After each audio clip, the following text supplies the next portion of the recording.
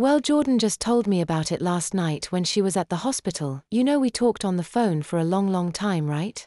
I think she was like terrified I was going to quit being her friend or something crazy.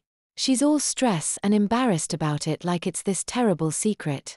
The worst part for her is she had to wear a diaper last night and her mom's been making her wear pull-ups at home so she won't wreck the mattress, which of course she's embarrassed about. I see, Joe said as they pulled onto 99 South headed toward downtown. You haven't said where you want to eat, by the way. I don't care, Mom, you pick. Anyways, so when we got this invitation today, Jordan just went on and on about how she couldn't possibly go to this party because everyone would find out about her secret problem and then they'd hate her even more. And Moom, it's just not true. I don't believe it. Those are nice girls. Georgia is so sweet. And all her friends. They're not like Nicole and Amber and the rest of those twats. Watch your mouth, young lady.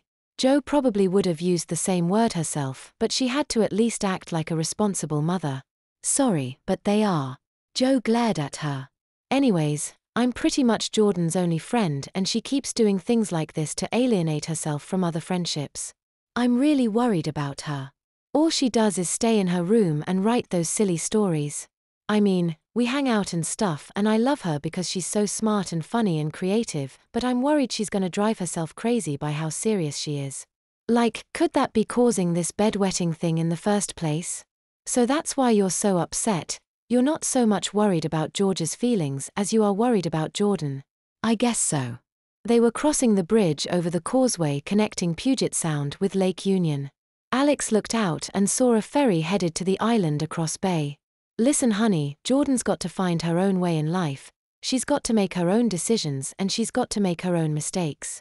It's thoughtful of you to care about how you think she's screwing up and it's thoughtful of you to give her advice, but in the end, she gets to decide and you need to continue to be a good friend and stick with her. Joe wouldn't have been able to give this kind of calm advice before the intervention with her husband, but that experience had taught her a ton about relationships and boundaries.